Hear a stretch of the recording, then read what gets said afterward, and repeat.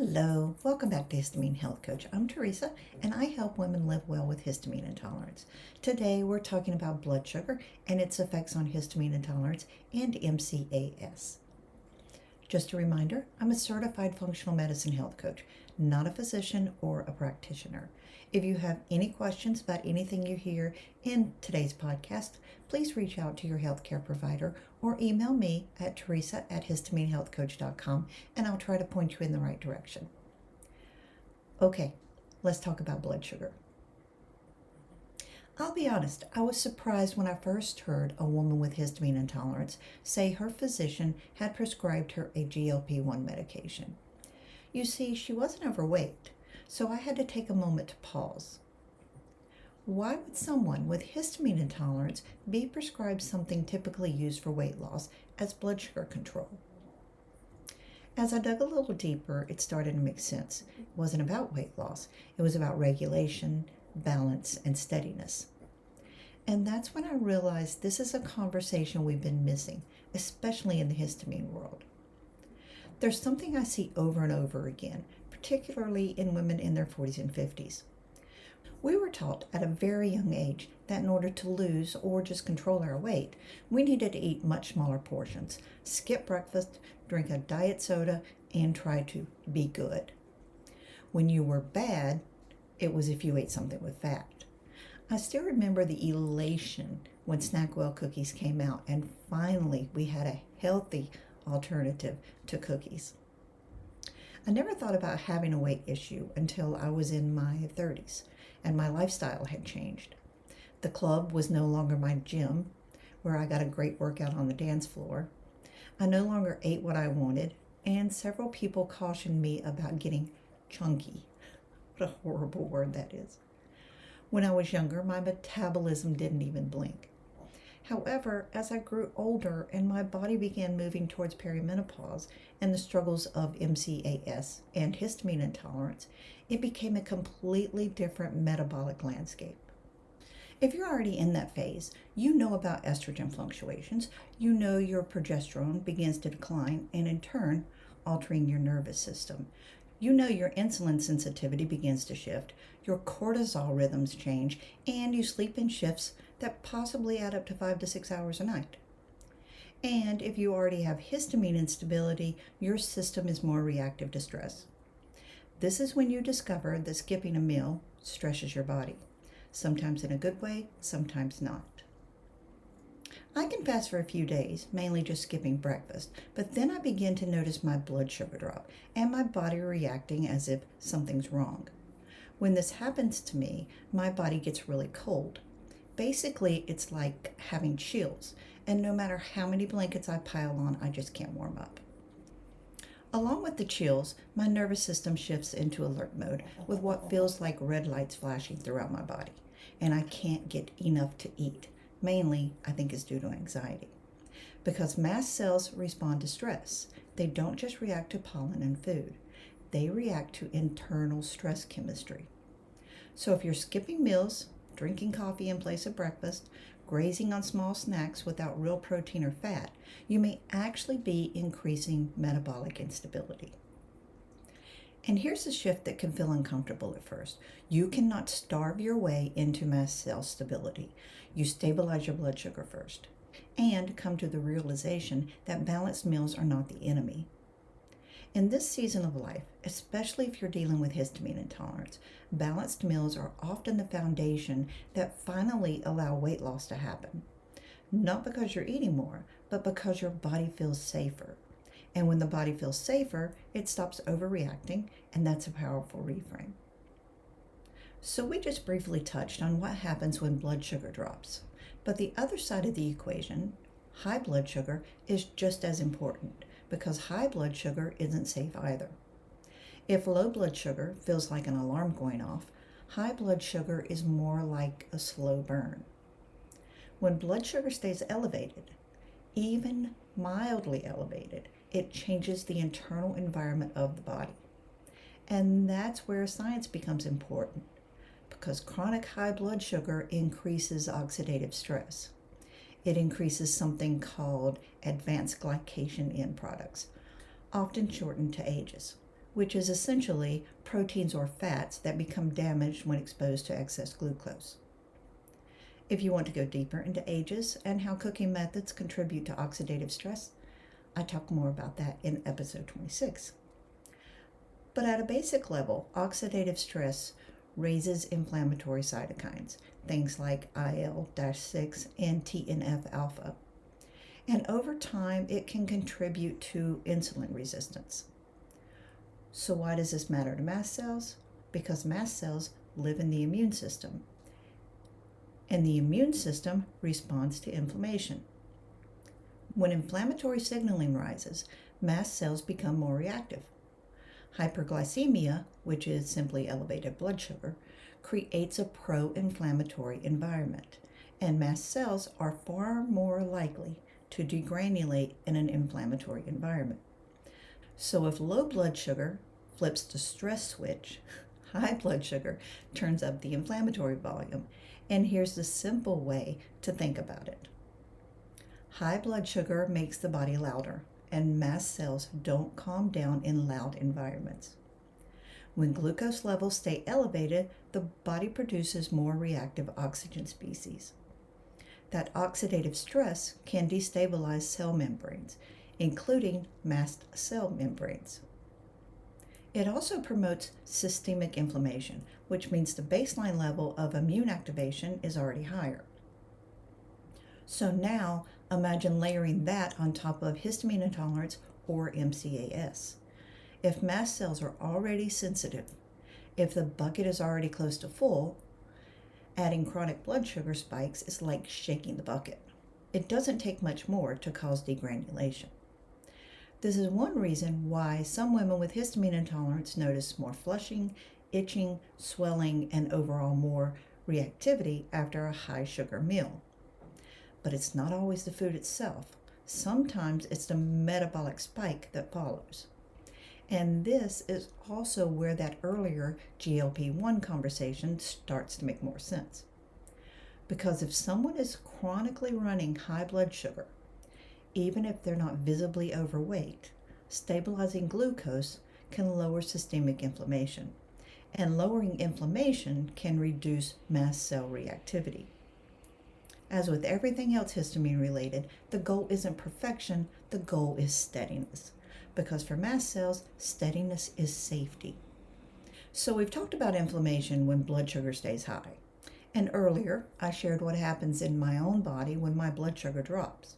But I want to slow this down for a moment because low blood sugar is often misunderstood in the histamine world.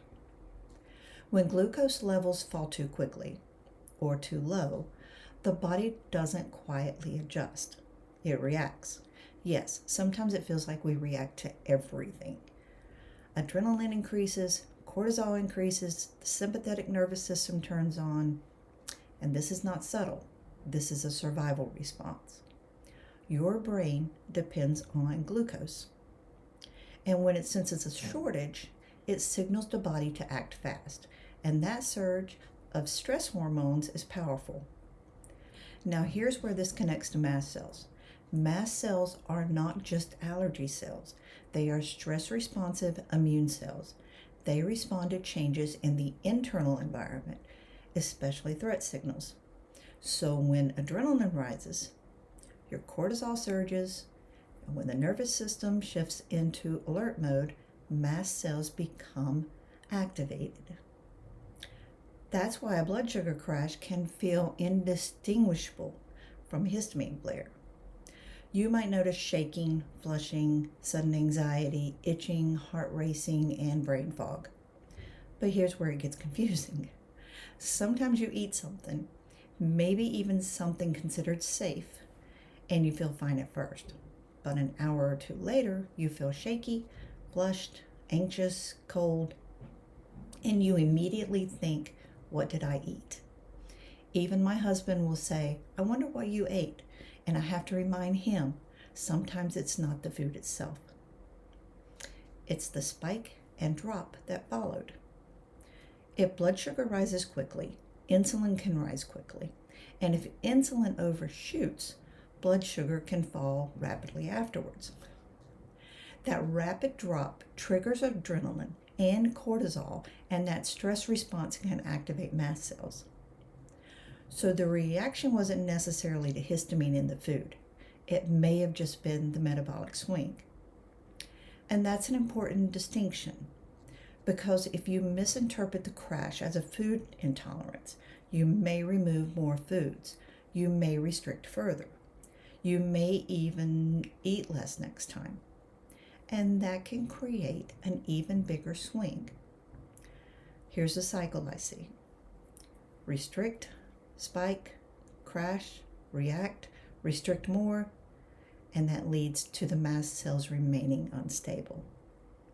So just like chronic high blood sugar fuels inflammation, repeated low blood sugar fuels the stress chemistry. Both extremes destabilize mast cells, and neither extreme supports weight loss, hormonal balance, or nervous system regulation. The body is looking for steadiness, not spikes, not crashes, just steadiness. So if both extremes, high and low blood sugar, destabilize mast cells, the question becomes, how do we create steadiness? And this is where I want to be very clear. This is not about eliminating sugar forever. It's about thinking about sugar differently and eliminating chaos. Because sugar itself isn't the only problem. It's the context. You can take the exact same carbohydrate and create two completely different blood sugar responses depending on what you pair it with. This is where glycemic index and glycemic load come into the conversation. Glycemic index measures how quickly a carbohydrate raises blood sugar. Glycemic load takes portion size into account. But even those numbers don't tell the whole story, because protein, fat, and fiber change the response. If you eat carbohydrates alone, blood sugar tends to rise quickly. If you pair that same carbohydrate with protein and fat, the rise is slower, the insulin response is steadier, and the drop is less dramatic. Yes, you're eating more calorically, but in a more balanced way, and balance creates stability, and that matters for mast cells. This is why skipping breakfast and having only coffee can backfire. This is why grazing on crackers or fruit alone can create a spike and crash. And this is why a balanced meal often feels more grounding. Protein, fat, fiber, carbohydrate together. And here's something important for women in midlife. Underfueling can look like discipline, but physiologically it's instability. And instability does what? It activates mast cells. So you don't have to give up honey, and you don't have to give up maple syrup, but you do need to respect that they are still sugar. Calories still exist, glucose still rises, but the difference is what you pair them with and how often you create spikes. Steadiness is what lowers inflammation. Steadiness is what calms stress chemistry. Steadiness is what makes mast cells feel safer. Not perfection, just steadiness. So once we understand that steadiness is the goal, it makes more sense why blood sugar control has entered the conversation in the mast cell world. And this brings us back to something I mentioned earlier. I was genuinely surprised the first time I heard a woman with MCAS say her physician had prescribed her a GLP-1 medication. She wasn't overweight, and it didn't appear to be about vanity or cosmetic weight loss. And the more I thought about it, the more I realized this wasn't about shrinking the body. It was about regulating the internal environment. Chronic high blood sugar is not benign. Insulin resistance increases inflammation. Hyperglycemia increases oxidative stress. And we just talked about what inflammation does to mast cells. So from that perspective, stabilizing glucose can reduce inflammatory load. And reducing inflammatory load may reduce mast cell reactivity. That part makes sense. So now let's talk in a non-judgmental way about what GLP-1 medications actually do. They slow gastric emptying, they reduce your appetite, they improve insulin signaling, they can reduce post-meal glucose spikes. And in some individuals, they lower systemic inflammation. Those are meaningful effects. But, and this is important, they also significantly reduce food intake, and underfueling can become its own stressor. If someone is eating far less protein, far less fat, far fewer nutrients, they can destabilize the nervous system. Rapid weight loss can increase stress hormones. Slowed digestion may influence histamine load in the gut. So, as with most tools in medicine, it's not about labeling something as good or bad. It's about understanding the terrain. If someone has chronic hyperglycemia, significant insulin resistance, and inflammation, stabilizing blood sugar could absolutely help calm mast cells. But if someone is already undereating, already skipping meals, already running on stress hormones, adding further appetite suppression may not create stability. And that's the theme I keep coming back to. The goal isn't to shame the tool. The goal is to understand the terrain. For some, it may be appropriate. For others, the real work may be restoring balanced meals and metabolic steadiness first. Because mast cells respond to the environment we create inside the body. And that environment includes blood sugar. And I want to expand this a little further because this is where nuance matters. If the purpose of the GLP-1 medication is steadiness, if it's lowering chronic hyperglycemia, if it's reducing large post-meal glucose spikes, then it may also be lowering insulin-driven inflammation, and that matters. Chronic elevated insulin is not neutral. Insulin is an anabolic hormone, but in excess, it contributes to inflammatory signaling.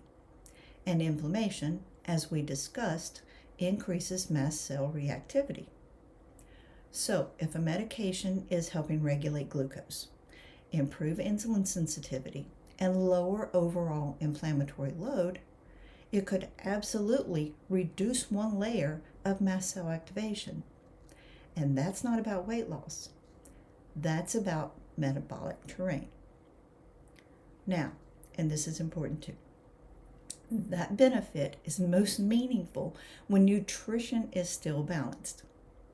If someone is eating adequate protein, adequate healthy fats, enough micronutrients, enough calories to feel steady, and the medication is simply smoothing out glucose variability, that may be supportive. But if the tool replaces nourishment, if food intake drops too low, if protein becomes insufficient, if the nervous system is running on fumes, then steadiness may not improve. So again, this isn't about labeling the medication as good or bad. It's about asking, is it lowering inflammation while nourishment remains intact? Or is it creating another form of stress? Because mast cells respond to both. And the goal, always, is internal stability. So if we zoom out for a moment, this episode isn't about sugar or eliminating carbohydrates. And it's certainly not about chasing perfect glucose numbers. It's about understanding that metabolic instability is a form of stress. And mast cells respond to stress. High blood sugar fuels inflammation. Low blood sugar fuels stress hormones. Both extremes make the internal environment louder. And mast cells don't calm down in loud environments. They calm down in steadiness. And steadiness often looks surprisingly simple. Balanced meals, adequate protein, healthy fats, fiber, carbohydrates paired thoughtfully, and sleep that supports cortisol rhythm. Not skipping meals in the name of discipline. Even in midlife, especially with histamine intolerance, You cannot starve your way into stability, and you cannot spike your way into calm. Your body isn't broken, it's responding to the signals it's receiving. And when you give it steadiness, it often gives you relief. And if you're listening to this and thinking, I've been focusing only on histamine foods, this is where you're invited to zoom out, because sometimes a trigger isn't just the histamine in the meal. Sometimes it's the metabolic chaos surrounding it. The goal isn't perfection, the goal is steadiness, and steadiness is something you can build, one balanced meal at a time. So if you're struggling with how to balance your meals, especially while navigating histamine intolerance, this is exactly the work I do. I help women learn how to live well with histamine intolerance without fear and without restriction. I'd love to share my free guide, Living Well with Histamine Intolerance, with you. Just email me at teresa@histaminehealthcoach.com with the word balance, and I'll personally write you back and send it to you. Until next time, though, stay curious, stay kind to yourself, and keep listening to your body. Have a great day, everyone.